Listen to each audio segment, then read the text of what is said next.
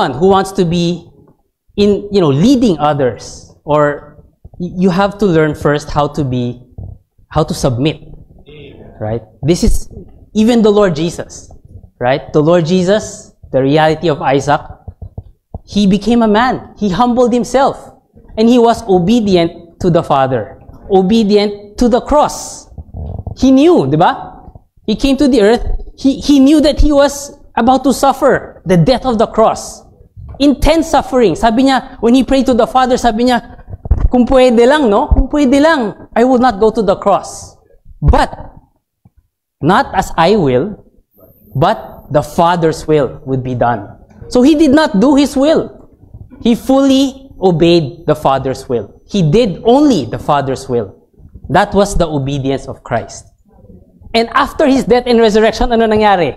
Then death and resurrection, he ascended. Now he's sitting on the throne.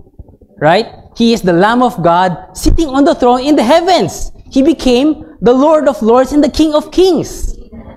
Before mangyari, he first had to humble himself and be obedient to the cross.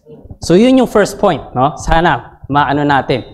To become an heir, you want to be tagapagmana, an heir, inherit something very rich. First, we need to learn to obey in grace. Okay? So now we go to the outline. Can we read the first point? You can follow along, no? Roman numeral 1. Isaac obeyed in grace. Whenever we obey in grace, we shall meet the provision of God. Okay. So, what does obeying in grace mean? Yan. Obeying in grace. First of all, obeying in grace is not obeying na habang nagdadabog tayo na ayoko gawin pero sabi ni no? Obeying is not murmuring or complaining or reasoning, ano pa ba? Grumbling, no? Maraming dahilan, maraming sinasabi. And then sumusunod pa rin, no? Parang napilitan lang. No, this is not obeying in grace. Isaac, when he obeyed, he did not say anything. Diba? He spoke nothing. Philippians 2:14 tells us, do all things without murmurings and reasonings. No? That's actually, he's pertaining even to the Lord. But the Lord, in verse 8, he says, he humbled himself, becoming obedient unto death, and that the death of a cross. So that's the kind of obeying that we're looking for, no? Walang complaints, no groaning, grumbling, mumbling, reasoning. Yan. You have to ask ourselves, is this the way we are? Diba? At home, do we obey our parents in this way?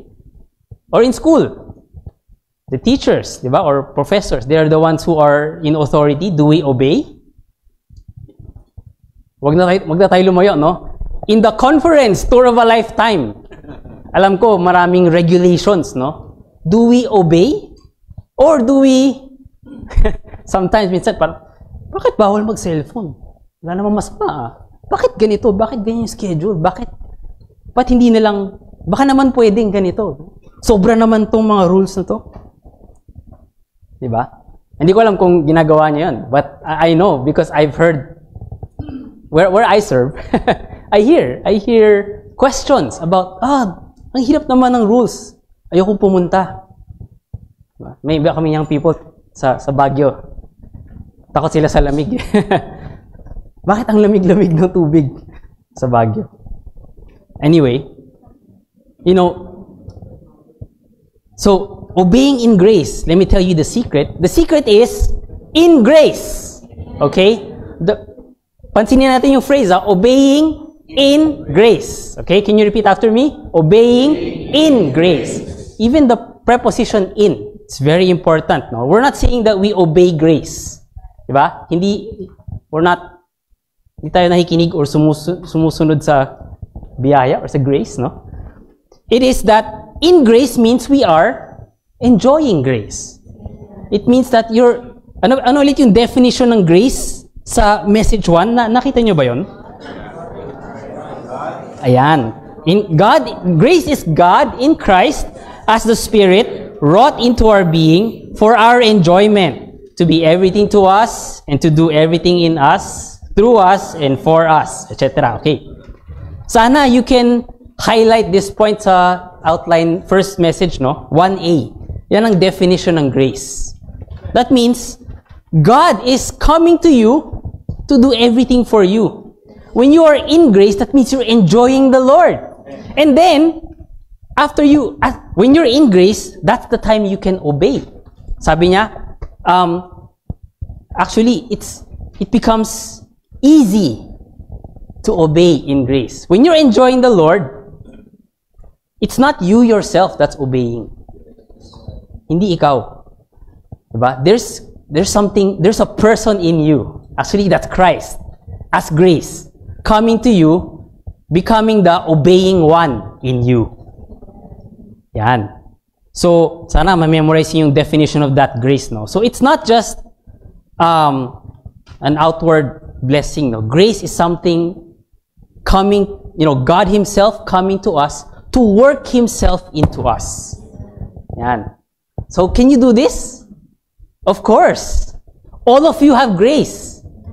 Diba? All of you have been saved by grace. Are you saved, brothers? Amen. Sisters? Amen. When you receive the Lord, you already touched grace. Amen. Now, all you have to do is to continue to enjoy grace. Amen. Yan. So, punta tayo sa outline ulit, no? Let's continue the points, no? You can just read along. A, Isaac obeyed his parents from his youth, and when Abraham was about to offer him as a sacrifice to God, he did not resist in any way. B, Isaac was a type of Christ, the Son, who learned obedience through the suffering of death. C, God's grace is powerful, enabling us to bear anything. D, grace can reign over all things. Sige, E na rin. To go back to the law is to reject this grace, to nullify this grace, to fall from grace. Okay, pause, no? So, yan, sana we would see, no, that to go back to the law means to try to obey according to your own strength, your fleshly effort.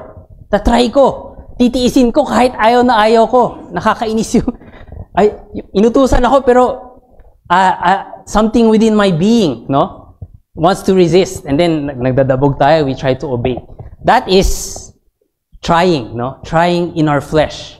That is to go back to the law, and walang grace kapag ganito. But when we are enjoying grace, sabi dito, it's powerful. It enables us to bear anything. Any kind. The Lord Jesus was able to obey. He learned obedience from the things which He suffered. Tayo, sometimes when we obey, feels like it's a suffering, no? But when we enjoy the grace, everything becomes easy. Madali lang, no? So, all you need to learn to enjoy grace first. Don't try to do it your own way. Actually, kanina din, a brother shared something about the self, no? It's not about doing it in yourself. If you obey in yourself, that's not in grace, no? For grace to come, dapat you're willing to lose yourself. To lose the soul life. Yung sabihin, you do not get your way. Someone tells you what to do and you obey in grace. You allow the self to be denied. Yan. The world today, is the opposite, no? They want to get their own way. Everyone gets their way in the world, diba? Everyone has to have their own way. It's my way, your way, no? For us, it's not. For us, it is grace. Right? If we focus on enjoying the Lord as grace, it will be very easy to obey. Diba? You will no longer have any more complaints. No more. No problem. No. I'll tell you a story about when I was in the full-time training. Some of you know the full-time training, no? An older brother came to us and had fellowship with us. No? Actually, I think trainee din siya before. No? So he shared something with us. Sabi niya, he knows that all the trainees, they come here, maraming nagko-complain din. Maraming nahihirapan kasi in the training, there are many rules.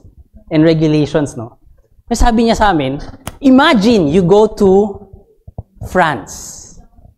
You go to, there's this famous museum in France called the Louvre. Right? And ano yung nandoon sa Louvre, do you know? The Mona Lisa, right? Maraming artwork, maraming artifacts nandoon, historic, mga paintings. I've been there once, no? Madami. Pero, the highlight is the Mona Lisa. The actual painting, they put it in one room, maraming paintings sa side. Pero si Mona Lisa, isa lang, no? May sarili siyang wall. And then naka-cordon. You cannot come near. Pero everyone is crowding, trying to get as close as possible to take a look. Or take a picture, no? Sabi ng brother, imagine you're in that museum, lumapit ka dun sa room na yon, and then, nakita mo yung cordon, may sira. May problema. Tapos nag-complain ka, bakit sira yung cordon? Sabi niya sa amin, if anyone does that, they're a fool. Why? Because the artwork is right there, pero nakatingin ka dito. Right? The masterpiece of Mona Lisa is right in front of you, but you're complaining about the very small problem here. Sira yung cordon. Huwag ka titingin dyan, dito. This is the artwork. So the brother told us, when you come to the training, the goal is to gain Christ. The goal is to see a heavenly vision. The goal is to receive the truth, the Word of God into us. Sabi niya, it's a special opportunity. So, when you are in the training, sabi niya, if someone is complaining about the rules, sabi niya, pinagalitan niya kami mga trainee, shame on you if you complain. Why? Ang liit na bagay ng mga rules. You are here to see the divine revelation of God. Amen. That is a masterpiece. So, you need to focus. So, I can apply this, sana ma-apply nyo pagpunta nyo sa full-time training. Pero, even in the conference, right? In the church life, whenever we come to the meetings, I know, not everything is perfect. It's so hard to say amen sometimes. But remember, we are here to enjoy the Lord. Amen. We are here to receive all the riches, inherit all the riches of Christ. So we have to focus on the masterpiece, enjoy the Lord as grace. And then you will find that it's so easy, so very easy to obey. The rules, if an older brother comes and tells you something, no, it becomes something very small. Madali lang to follow the Lord, to enjoy, as long as we are enjoying in grace. Okay? So, not much time, no? Sana we all would apply this in our church life. Sana, in this tour of a lifetime, we focus, in the remaining messages, we focus on the grace. Focus on enjoying the Lord, no? Now, siguro mabilis ko na lang to i-share. Practical points, maybe to help us to obey in grace, no? What makes it easy for us to enjoy grace and obey in grace, no? I wrote down a few points that I enjoyed. Number one is, in everything we need to give thanks. Right? If you're thankful to the Lord for His provision, for His supply, for His blessing, you will not have much complaint, no? You need to love the Lord. If you love someone, that's number two, no? If you love someone, it's very easy to listen to them, to obey them, right? Number three, you set your eyes on God's promises. In Hebrews 12:2, it says, the Lord, for the joy set before Him, He endured the cross. So the Lord had a goal. Actually, He wanted to gain the church, no? That's why He could endure the cross. Number three, we need to be humbled. Na-mention ko na to kanina, no? To be humbled means to submit. To be willing to be under the throne of God. Alam niyo in Revelation, the throne of God, Revelation 22, what comes out of the throne of God? There's a flowing river, right? As long as you're under the throne, you can enjoy the grace, the enjoyment. Pero if we're not humbled, if we're not submitting, nasan tayo? We are above the throne. Pag mas mataas ka sa throne, nagtataas-taasan tayo, up there, it's very dry. No? We used to have a saying, the brothers, if you are high, you're dry. But if you're low, you are in the flow. Okay? Don't be high. Huwag tayong matigas ulo. Huwag tayong mayabang. Mas mataas tayo kay Lord, mas mataas tayo sa... Di ba? It's so hard to submit. But if we are willing to humble ourselves, then we enjoy the grace, and then obeying becomes something second nature, no? Last practical point is we need to depend on the Lord. This is the tree of life, di ba? God desires that we live by the tree of life, meaning we depend on Him in all things. The first sin, Adam and Eve, was they disobeyed. They went to the tree of knowledge and they disobeyed. No. Tayo, we want to remain on the tree of life and depend on the Lord. Right? The Lord says, apart from me, you can do nothing. So when you're joined to the Lord, you can do anything. You can obey in grace. So, continue tayo sa outline, no? F, we need to be confirmed by grace, which is to remain in the new covenant to enjoy Christ as grace. G, Isaac enjoyed God's unconditional grace, finding enjoyment and satisfaction signified by a well in every place that he went. Then Roman numeral 2, ito na. Isaac also became the heir in grace.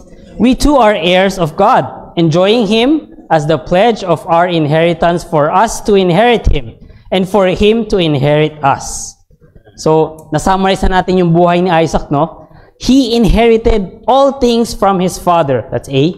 In the New Testament, all the called believers are heirs of God's absolute and unconditional grace, inheriting all the riches of the divine fullness for our enjoyment.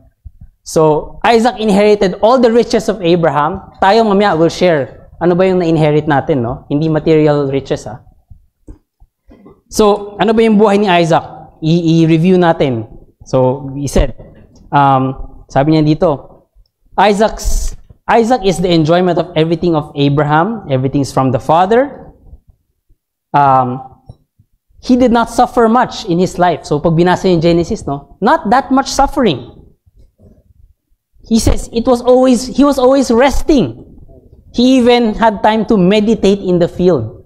This was the time na nung nagkaroon siya ng wife, no? Ng bride. Actually, it says here, skip ko, no? Isaac secured a choice bride. He gained her without doing anything. Amen. Praise the Lord. Nakaupo lang siya sa field. Nagme-meditate, nagre-rest, and then may dumating na bride, no? Siguro, side note, alam ko, sometimes the brothers are too eager. Alam ko yan eh.